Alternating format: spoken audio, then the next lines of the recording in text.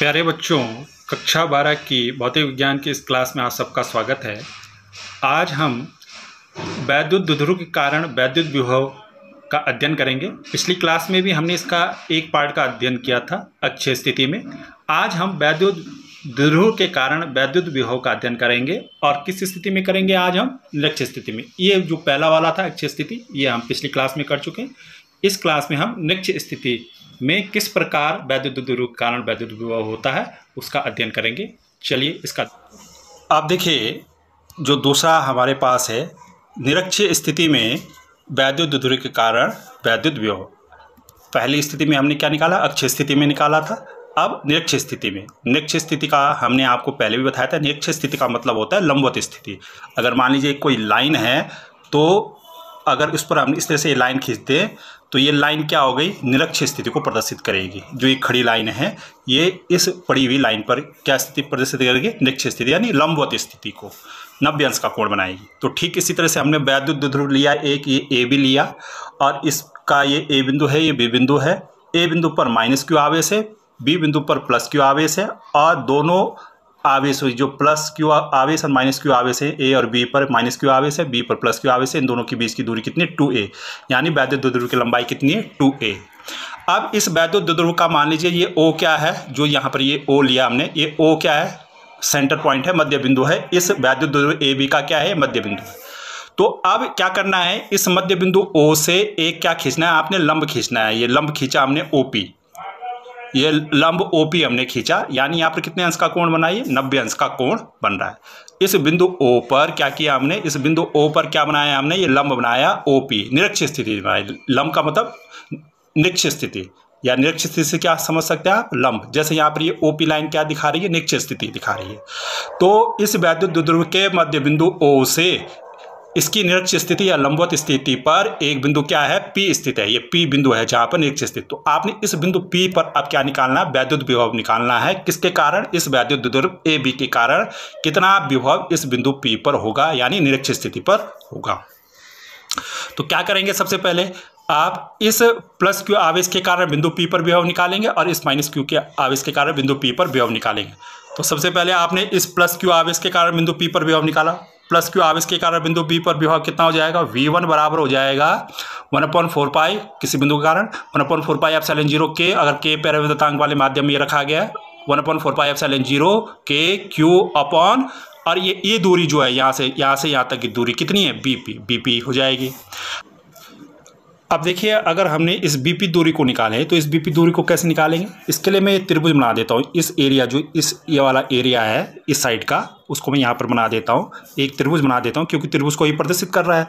तो मैंने ये त्रिभुज बना दिया यहाँ पर इस तरह से।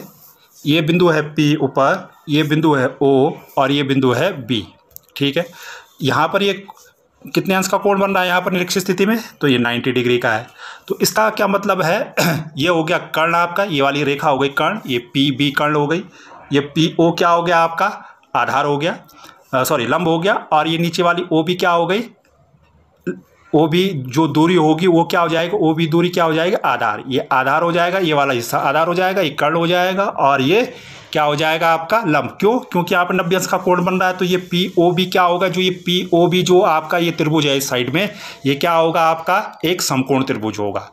तो ये कर्ण हो जाएगा, ये वाला, ये आधार हो जाएगा, और ये लंब हो जाएगा। तो अब निकालेंगे जैसे हमने निकाला था। तो आप देख रहे हैं यहाँ पर ये लंब की दूरी कितनी है? R, और ये आधार की दूरी कितनी? A। तो कर्ण कितना हो जाएगा? √R² + A²। आप जानते हैं समकोण त्रिभुज से पाइथागोरस प्रमेय से आप निकाल लेंगे। ये BP दूरी कितनी हो जाएगी? √R² + A²। क्यों? क्योंकि आधार A है और लंब कितना है यहाँ पर? R है। तो क्या आ जाएगा? √R² + A²। कौन? कर्ण का जो मान आएगा, यानी BP का मान।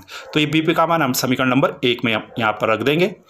इसी तरह से ये जो दूसरी आवेश है, माइनस क्यू आवेश है, उसके कारण बिंदु P पर विभव निकालेंगे। तो माइनस क्यू आवेश के कारण बिंदु P पर विभव क्या हो जाएगा? V2 बराबर 1/4 पाई एप्सिलॉन 0, और आवेश कितना है? माइनस क्यू, तो माइनस क्यू रख दिया। और यहाँ पर यहाँ से यहाँ तक की दूरी कितनी होगी? AP, सेम वही होगी जो BP की दूरी होगी। ठीक है ना?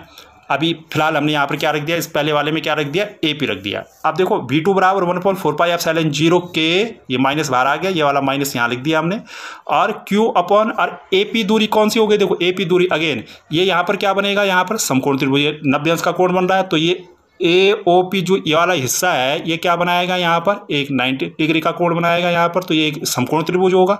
तो अगेन यहाँ पर ये A क्या हो गया, आधार हो गया, और R क्या हो गया आपका, लंब हो गया। तो ये जो दूरी होगी AP कितनी हो जाएगी, √R² प्लस A²। ठीक जैसे ये BP दूरी आई थी, जैसे BP दूरी आई ठीक वैसे ही यहाँ पर ये समकोण त्रिभुज बन रहा है, तो ये √R² प्लस A² कर्ण हो गया है।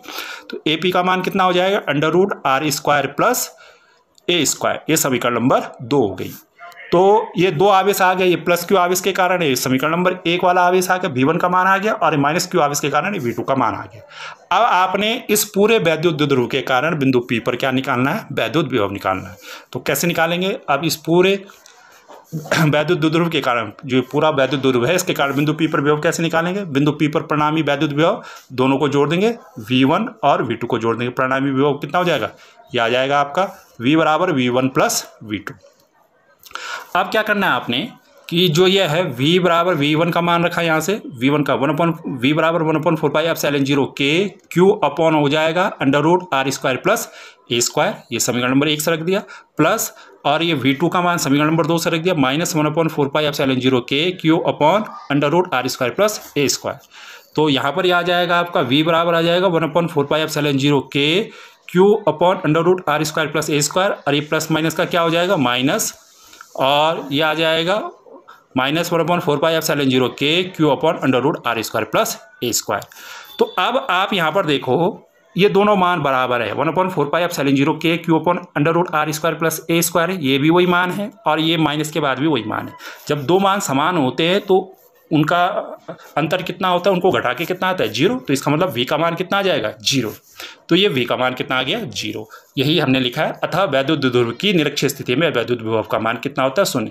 सबसे इंपॉर्टेंट प्रश्न है ये, वैद्युत क्षेत्र और वैद्युत विभव में सबसे इंपॉर्टेंट प्रश्न, अधिकतर यही डेरिवेशन आता है कि बताइए निरक्षीय स्थिति में वैद्युत द्विध्रुव के कारण वैद्युत विभव ज्ञात कीजिए।